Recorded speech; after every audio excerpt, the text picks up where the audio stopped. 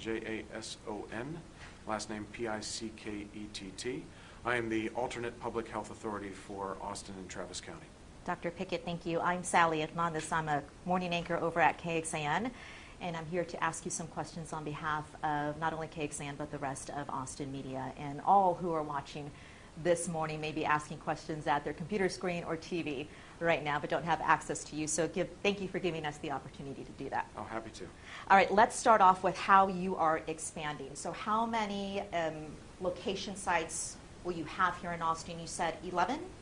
We presently have 11 sites. That may expand as we see the need to, but for the moment, in partnership with our healthcare systems, with Ascension, with Baylor Scott & White, with St. David's Healthcare, and also Austin Public Health and Public Safety, we've created these sites for people to access testing.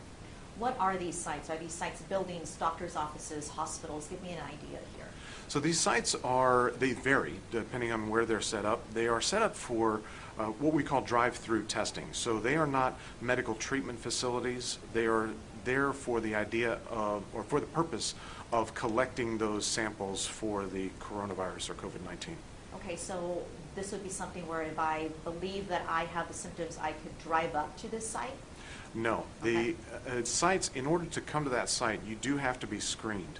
We have a limited number of tests that are available to us in this area, and we have to apply those tests thoughtfully to folks who are at high risk for complications from the disease, for folks who have a high risk of spreading the disease to members of the general public, and for members of our community who support this critical infrastructure of healthcare and public safety and the various services that keep the cities running. Where do I get screened first? So the first point of contact is either Austin Public Health or your doctor. With this enrollment tool that we have is now available to all 4,000 members of the Travis County Medical Society. So if you visit your doctor or talk with your doctor or access one of the telehealth services that we have posted on the Austin Public Health website, then there's an enrollment form there that's filled out where the provider can decide if you have symptoms that suggest COVID disease, and then that information is sent to Austin Public Health, and that list of potential patients, potential test recipients, is sorted through by Austin Public Health. Then the Austin Public Health contacts that patient to let them know when and where to show up for testing. What's the turnaround time to even show up for testing? We don't know yet, since the tool just went online this morning, and so that'll vary depending on our volume. What's the turnaround time once I am tested? Once you're tested, we have been seeing the tests come back within a couple of days. We've had them in as quickly as 24 hours. But depending on what the volume looks like, and again, we don't have an idea of where that's going to be, I would expect a couple of days. Are you releasing the locations of these testing sites to the public? We are not sharing the location of these testing sites. One of the reasons for that is we don't want people just driving up to them saying, I need to get tested for COVID. They have to be screened by a healthcare provider, because if we had members driving up like a drive-through, then it would quickly overwhelm those sites, and we would have difficulty getting to those people who really need the testing. Are you comfortable knowing that there are physicians in town who do have appointments available for people who are thinking they may have symptoms? So there's the physicians in town, the offices are already operating somewhere near full, and so a lot of these doctors are trying to find ways that they can service those patients, that they can reach out to them, whether virtually or by telephone, or referring to the telehealth services that we have available. So we can see those people who need a visit, who need to be seen by a provider in person, but also be able to provide that screening by telephone and by computer. Gotcha. Before then, did doctors already have any kind of testing on their own in their office before this drive-through option? They really haven't had that available. Now, there are some private labs who've got testing available, and they've been working through the healthcare systems like Baylor Scott & White and Ascension and St. David's to provide that testing, but it has been a very limited basis. And for a private physician to be able to order that test, it's been very difficult to do until now. Okay, and so now this is another option for them to refer patients to these locations. Yes. Okay, how many patients do you think that you will be expecting at these 11 locations? Right now, we don't know. Our testing capacity right now is only several hundred tests. So we don't know when that goes live. We know there's a lot of anxiety in the community, a lot of people who are reaching out to their physicians and wanting to be tested. Unfortunately, this is a disease that it mimics cold and flu symptoms, and we're in the middle of cold and flu season.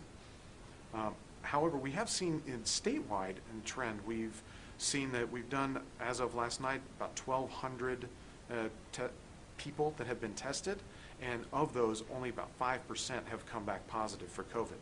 Now, these are people who have symptoms that have a symptom picture that may be COVID, but only 5% of them will actually have the disease. And the others are a lot of the viruses that we see circulating now, the influenza virus, parainfluenza, the rhinovirus, these other viruses that we see at this time of year. Explain that to me then. If you screen them before you give them a test, because I'm guessing these tests are precious, then how do you think that you're giving tests to people who obviously don't need them if they're testing negative? Are you wasting them? No, I don't think that they're wasted, because we need to know what the burden of this disease is in the community. We have to know how widespread it is. And this is one of the things that helps us to understand what resources are needed to combat the disease. Now, right now, the cases that we have in Travis County, we have 23 confirmed positive cases here, and we don't yet have evidence that the disease is freely spreading in the community, but we are planning and operating as if that's the case. We don't want to be behind the eight ball on it. We want to make sure that we're being proactive to halt the spread. So it was 17 last night, it's 23 this morning? That is correct. It's 23 this morning. What is your projection as far as how high we can go? How high we can go, I don't know. I don't know. But you don't think there's any evidence of community spread? And can you just explain to people what exactly that means? Certainly. So most of the patients that we've seen up to this point, they were traveling to areas where there is sustained community spread, so to Italy, to Japan, to China, and now New York, California, Washington State, or they were in direct contact with somebody who had the virus as well. When we say community spread, now we're talking about the virus circulating among people in the community who don't have those identifiable risks of contact with somebody who has the disease already. And so that would be somebody who is spreading this disease not just to people within their home, but out in the community? Well, close contacts, but folks who have not had those identifiable risks of that travel to these other places. Gotcha. And what does Phase 5 then mean of the plan? So the Phase 5 means that we are operating under the assumption that the disease is in the community, spreading, that it can spread from person to person, and that helps inform us some of the measures that we've recommended, such as closing down the mass gathering events, having people work from home as much as possible, having classes go online, closing bars, restaurants, and that sort of thing to prevent people from coming into contact with each other and preventing that opportunity for the disease to spread. You mentioned schools. Are you working with the Austin School District when it comes to how long students are going to be out of the classroom? So we don't yet know what that number looks like. It's because we're taking these measures very aggressively up front to try to slow the spread of that disease, then we don't yet know how long that would be necessary. From a practical perspective, we can't shut down a country for 6 months or a year or anything like that. That's not feasible. But these steps that we're taking are slowing that spread to allow the healthcare community to keep pace with it so that people can be taken care of. Not just with COVID, but also with all the other diseases that we see on a day-to-day basis, such as the strokes and the heart attacks and the pneumonia and the appendicitis and all of those things. The mayor of New York was talking about possibly a lockdown for the city, but others were pushing back, saying you can't lock down one city if other cities don't do the same. They're not going to really help stop the spread. Do you see anything of a lockdown happening in Austin? I can't say whether I see a lockdown, because it depends on what you mean by that term. So unfortunately, when you say a lockdown of the city, it has a very negative connotation, I think, perpetuated by a lot of movies and and stories, but we're already taking these steps to try to limit people's social contact. What we found is that a firm quarantine of an area is not very effective at preventing spread of the disease. The disease always gets out of those quarantines. But by people taking responsibility and socially distancing themselves from others, that's the best way that they can slow the spread of this disease. I want to talk about social distancing in just the next few minutes, but let me get back to the testing. You said you have several hundred. How many do you think, to keep up with demand? So we don't know until we start getting those referrals freely from the medical society, Okay. and that's a fluid number that we'll be evaluating every day. As we are updating the number of cases that we have twice a day now, so that we can keep track of that and evaluate where we are with the measures that we're taking, so that we can rapidly expand those testing sites and our capabilities. And then the test samples go to the state lab. Which lab do they go to? So some of them go to the state lab, but some of them are also going to private labs. So this is a true public-private partnership. Is there only a limit of how many a lab or the state can take when it comes to processing? There is, and that number is expanding. That when we first got the tests in this area, that number was very limited. We were only allocated about 25 tests for the Austin-Travis County area. We're up now well over 100 tests. I don't know what that number is today, but then the private labs, which also have capability for several hundred tests. When somebody has been referred to one of those locations, the drive-through locations, do they have to pay? No, they do not. So there is no charge for performing the test itself. Now, if somebody sees their medical provider, then there may be a charge for seeing a medical provider. If you're seeing your doctor or doing a telehealth visit, there may be a charge associated with that. But no, for the test itself, they are not being charged. Of the more than 20 who have tested positive, you said, in Austin-Travis County? Yes. Their symptoms, are they still mild, or do we have any who are severely ill?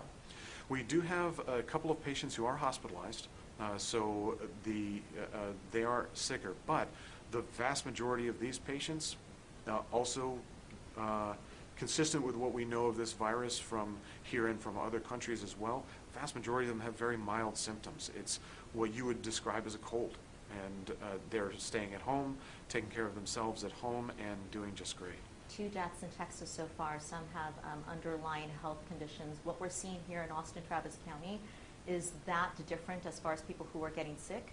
I know up in Dallas there are reports of people who are fairly young, 20s and 30s, who tested positive for something like this. We do have folks who are younger who are testing positive, but for those who are experiencing severe disease, it's limited to those generally who are older and have serious medical conditions. Gotcha. And are they cooperating with your recommendations to stay home and be quarantined? They are. We're in contact with those patients every day and following up with them, seeing how they're feeling, making sure that their needs are met, and they've been extremely cooperative and helpful, and they understand the risk to others that this virus carries, and they want to be part of the solution as well. As far as an age range, is there anything that you could tell me, are people in their 20s, or do we have any children who have been testing positive for this at all? To my knowledge, we've not had any children tested positive here in Travis County. Now, children can get this disease, but what we found is that children get a very mild form of this disease. We really don't see severe disease in children. And when you look at the overall mortality statistics of what we know of this virus, if the overall mortality rate is 2.5%, somewhere in that range. If you're under the age of 70, the mortality rate is 0.7%. If you're under the age of 50, it's 0.5%. And if you're older than 70, then it can be much higher. It's as high as 10% for those folks. But the other take home from that is 90% of people who are in the high-risk group get better and do well. And in those young groups, it's much higher than that as well. Stage 5 of your plan, or of the phases, you talked about limiting gatherings to 10 people or less. I think a lot of people are asking, well, does that apply to shopping centers, to stores where people are shopping because they are on spring break, or they're trying to get out of the house? What's your answer? So we don't want people for a prolonged period of time in close quarters with each other. But the fact is, you got to have groceries. You got to go out. You got to feed yourself. Go out and pick up food. And the important thing is to take those steps that limit that contact with folks. Using hand sanitizer, trying to maintain a 6-foot distance from others, coughing into your sleeve, into your jacket, rather than into your hand, limiting handshaking with people. So those are those things that people can, those steps that people can take when they're out in public to help prevent spreading or getting the disease spread to them. Also importantly, we see a lot of folks who are going out in public wearing masks. If you are not sick, then there's no benefit to wearing a mask. If you are sick, then please wear a mask, because that will help prevent generating those droplets that can carry that disease to other people. Okay, I know that we are running out of time with you, Doctor, so I'm going to ask you questions on behalf of some of our reporters and those in the media. This one is coming from Kevin Clark, one of our investigators. Can you please ask the city about the airport, if they're going to scale back operations, or is it up to individual city agencies? How is teleworking for city employees going? So thank you, Kevin. For the first question, I can't speak to specifically airport operations, so I'll refer to ABIA for that question. We have modified our emergency response in the airport because we have a limited number of firefighters that are trained to fight aircraft crash and fires. So we are limiting their contact on medical calls and using other resources to respond to medical calls to try to preserve that resource. Are you doing anything to make sure that our first responders are safe during this pandemic when it comes to testing? We're doing quite a bit. So all of our first responders now have instituted twice daily temperature monitoring. So when they come to work, their temperature is tested to make sure that they're not coming to work sick and they're not working sick. We've instituted control measures within our academies to keep people apart, to disinfect and prevent the spread of the disease there. And we're screening 911 calls from folks and referring patients to outpatient resources so that we can prevent having an ambulance show up in the first place for folks who have relatively mild disease that may be treated through other resources. What about homeless camps here in Austin? How are you battling that when it comes to keeping the virus from spreading? So with the homeless, when we have somebody that calls 911 for a response, then we ask them questions, we screen them for symptoms of the disease. If they have symptoms of the disease, then we warn our first responders before they arrive so that they can put on their appropriate protective equipment. But do you know if you have crews that are still going out to clean the homeless camps? That I don't know. Okay. Is there anything else you want to add?